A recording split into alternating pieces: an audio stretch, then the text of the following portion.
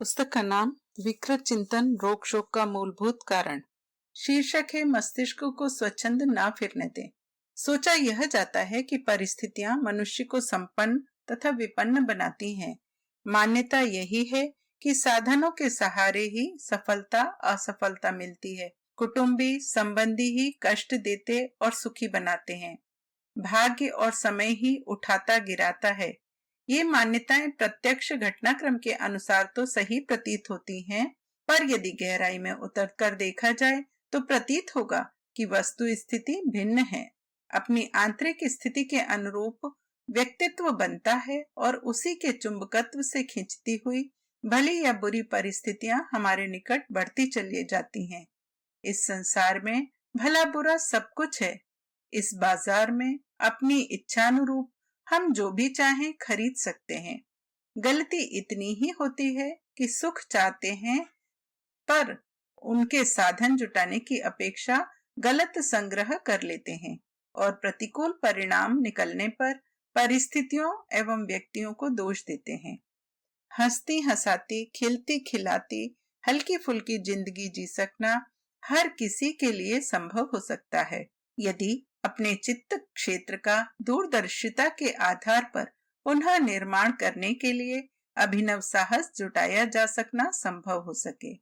जो मिला हुआ है उस पर हर्ष मनाया जाए, संतोष किया जाए और गर्व किया जाए। जो उपलब्ध है उसका श्रेष्ठतम उपयोग करने की योजना बनाई जाए। साथ ही अधिक पाने के लिए उत्साहपूर्वक प्रयास किया जाए। आवश्यक नहीं कि आकांक्षा के अनुरूप मात्रा में ही प्रतिफल मिले। परिस्थितियों के चक्र में बहुत करने पर भी स्वल्प परिणाम निकलने की आशंका बनी ही रहती है। ऐसी दशा में स्वल्प संतोष का दृष्टिकोण रखा जाना बुद्धिमत्तापूर्ण है। जितना मिला उतने की खुशी मनाई जाए और शेष के लिए फिर नए सिरे से नए उत्साह और तैयारी के साथ प्रयत्न आरंभ किया जाए। इस प्रकार थोड़ी थोड़ी सुविधाएं मिलते चलने पर भी प्रसन्नता बनी रह सकती है। खिलाड़ी की तरह हार जीत को बहुत महत्व न देते हुए खेल को अपने आप में एक मनोविनोद और स्वास्थ्य संवर्धन का स्थिर आधार माना जा सकता है।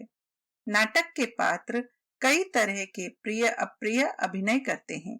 उनके लिए सब विनोद, कला एवं आजीविका उपार्जन भर होता है।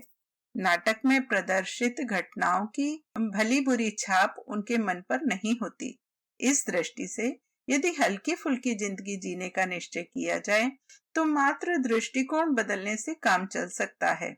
वर्तमान परिस्थितियां जो आज जटिल दिखाई पड़ती हैं, कल ही सामान्य, काम चलाऊ, संतोषजनक प्रतीत होने लगेंगी और प्रतीत होगा कि अवरोधों एवं विक्षोभों का बहुत बड़ा पहाड़ धुएं के बादल की तरह विवेक पवन के एक ही झोंके में उड़ता हुआ कहीं से कहीं चला गया। संतुलित और यथार्थवादी दृष्टिकोण अपनाते ही हमारी आधी से अधिक चिंताओं समस्याओं का समाधान निकल आता है। पर चित्त पर लदा हुआ अनावश्यक और अवास्तविक बोझ सहज ही हल्का हो जाता है। दृष्टिकोण की विकृतियां हमें अकारण उलझनों में पटकती और खिन्न रहने के लिए विवश करती हैं। हम गरीब हैं या अमीर, इसका निर्णय दूसरों के साथ तुलना करने में ही होता है। जब अपने को अमीरों की तुलना में तोला जाता है तो हल्के पड़ते हैं और गरीब लगते हैं, पर यदि अपने से दरिद्रों के साथ तोलना आरंभ करें तो प्रतीत होगा कि वर्तमान स्थिति भी कम सौभाग्यशाली नहीं है। यदि हम अपनी असफलताओं की सूची बनाएं तो प्रतीत होगा कि पग पग पर हार होती ही है, ठोकरें लगी हैं और पराभव का बार बार मुंह देखना पड़ा है।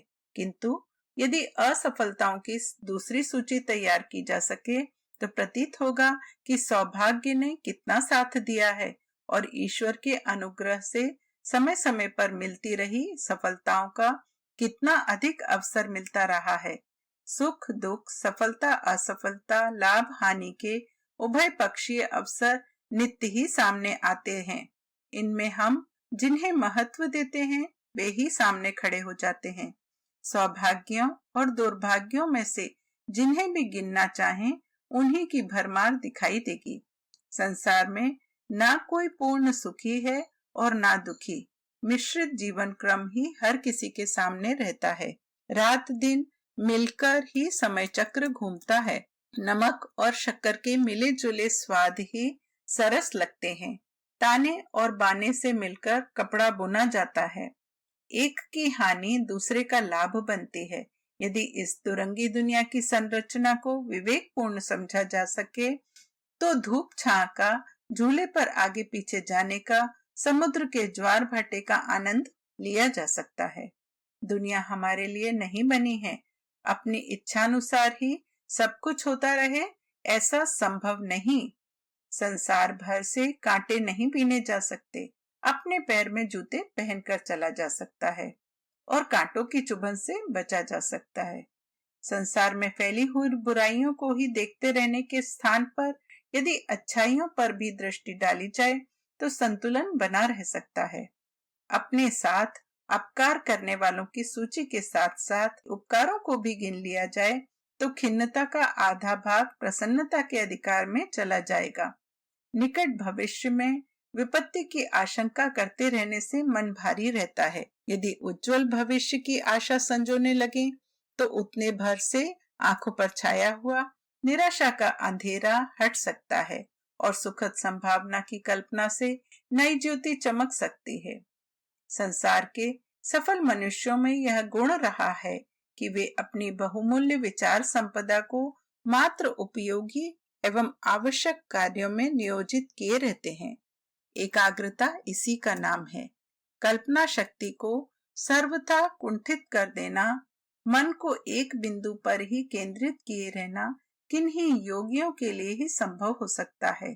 सामान्यतः एकाग्रता इतनी ही संभव है कि अपने अभिष्ट प्रयोजनों में चिंतन को तन्मयता पूर्वक नियोजित रखा जा सके। साहित्यकार, कलाकार, वैज्ञानिक, योग साधक तथा दूसरे महत्वपूर्ण व्यक्ति मन की इतनी ही साधना कर पाते हैं कि चिंतन को नियत प्रयोजन के लिए ही तत्पर कर सकने, उसे बिखेरने न देने में समर्थ रह सकें। इतनी सिद्धि जिसे प्राप्त हो सके वह अपने विषय में गहराई तक उतर सकता है। उथले मन से सोचने पर आधी अधूरी बातें ही हाथ लगती हैं, पर तन्मयता पूर्वक सोचने से मस्तिष्कीय शक्तियां केंद्रीभूत होने के कारण प्रखर बन जाती हैं और ऐसे आधार ढूंढ निकालती हैं जिन्हें सूझबूझ, दूरदर्शिता एवं विशेषता संपन्न कहा जा सके। अनेक अद्भुत सफलताएं इसी एकाग्रता के बल पर प्राप्त होती हैं।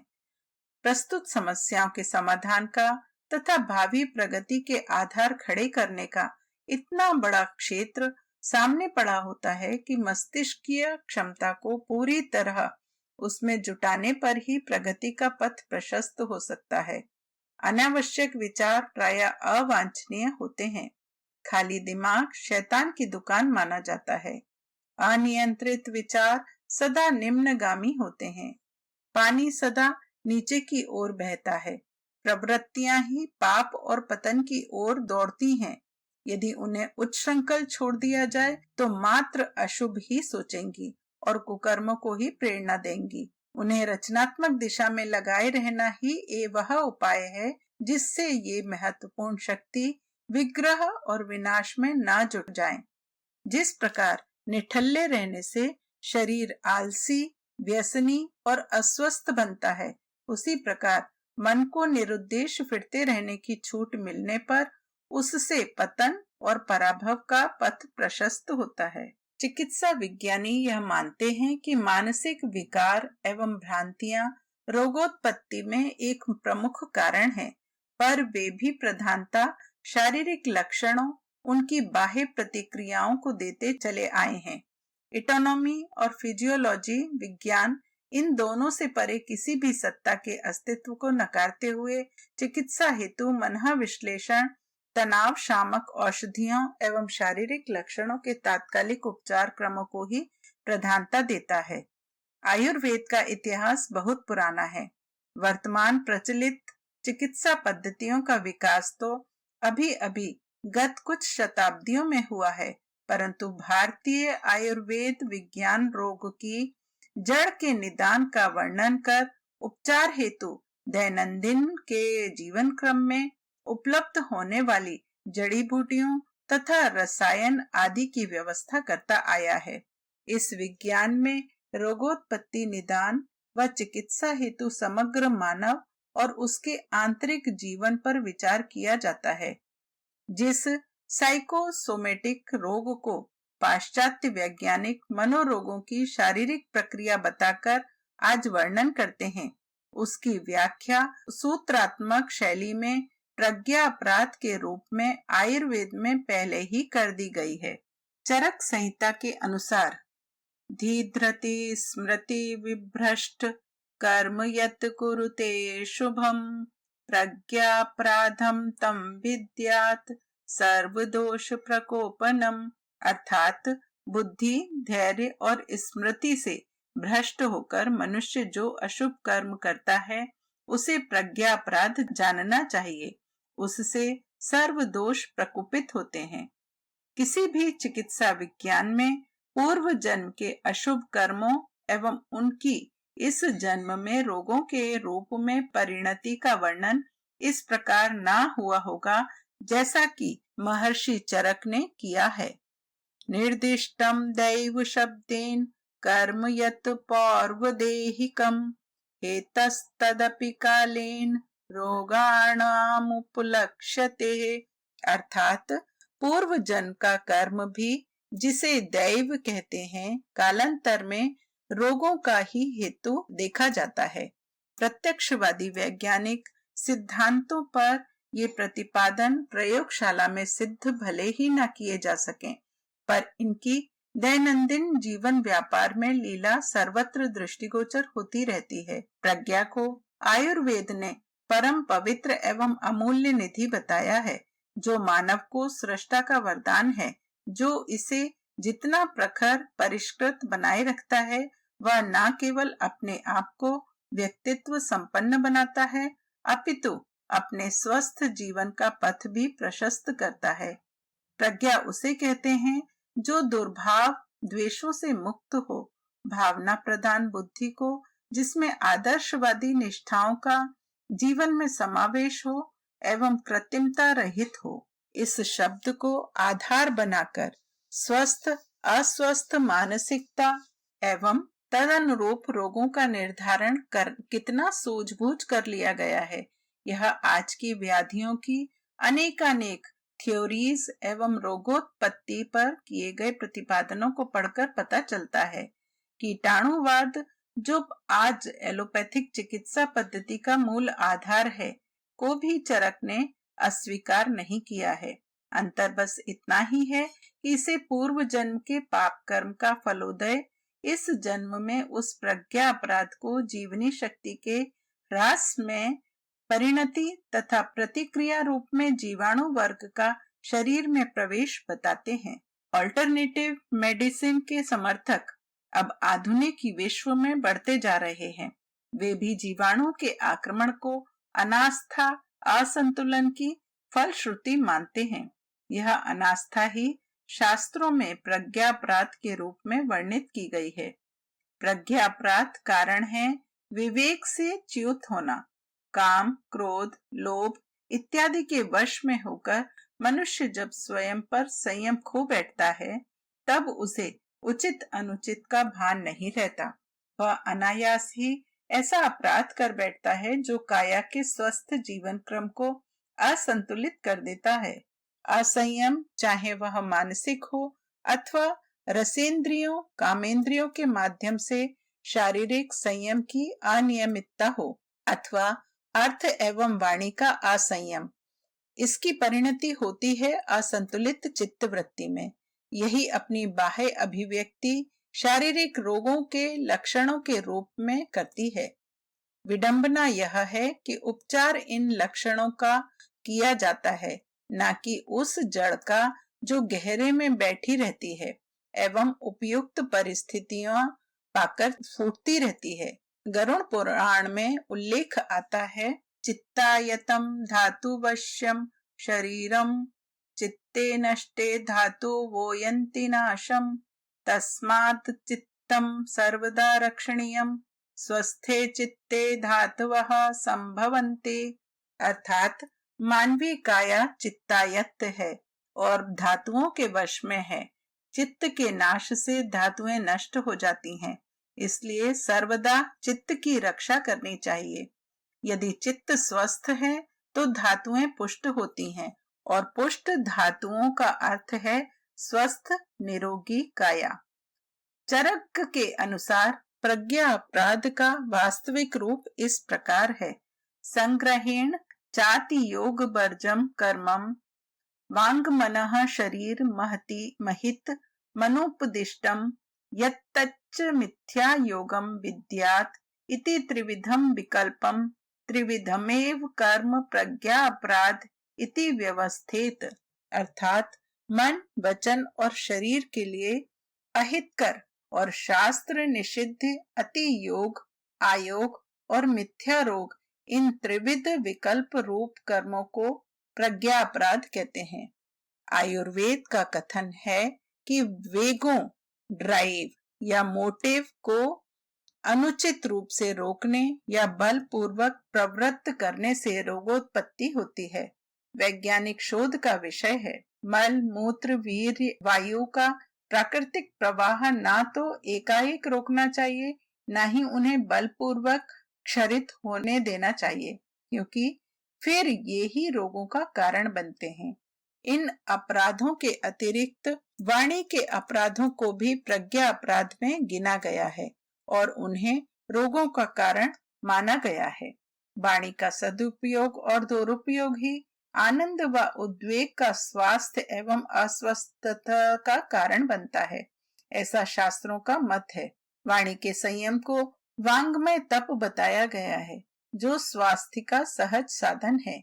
इसी आधार पर बताया जाता है कि रोगी से कहे गए प्रेम सहानुभूति से युक्त चिकित्सक के वचन रोगी का आधा रोग दूर कर देते हैं। संयत श्रेष्ठ और सत्य वचन युक्त मृदुवाणी व्यवहार एवं सुसंस्कृत और स्वस्थ व्यक्ति के लक्षण हैं।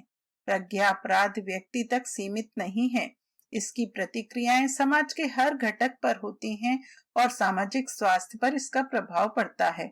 दुष्कर्मों का बढ़ना, उनमें सूक्ष्म वातावरण का प्रदूषित होना और उसकी परिणति प्रकृति पर दुष्प्रभाव के रूप में होना एक तथ्य है। इसी व्यापक सामाजिक प्रज्ञा अपराध को धर्म ग्लानि के नाम से संबोधित किया जाता रहा है। वस्तुतः स्वस्थ जीवन का आधार है आध्यात्म सिद्धांतों का जीवन के हर क्षण हर गतिविधि में व्यापक समावेश। दवाओं से स्वास्थ्य नहीं खरीदा जा सकता। 1100 करोड़ रुपए की वार्षिक खरीद करने वाले 82 करोड़ की जनसंख्या वाले भारतवर्ष के नीति निर्माताओं को नागरिकों का स्वास्थ्य सुधारने मात्र के लिए ही नहीं, राष्ट्रीय अर्थ नीति को आमूलचूल रूप से बदलने व राष्ट्रीय उत्पादन बढ़ाने के लिए भी इस ओर तुरंत ध्यान देना चाहिए। प्रज्ञा अपराध और कुछ नहीं, प्रकारांत से आस्था संकट है। अनास्था रूपी दैत्य का दुष्प्रभाव ही है। यही व्यक्तिगत व समष्टिगत रोगों का मूल कारण है। यही बढ़कर मनुष्य के पतन पराभव का मार्ग प्रशस्त करता है। उससे बचने के लिए मन मस्तिष्क को सदा विधेयात्मक दिशा देनी होगी।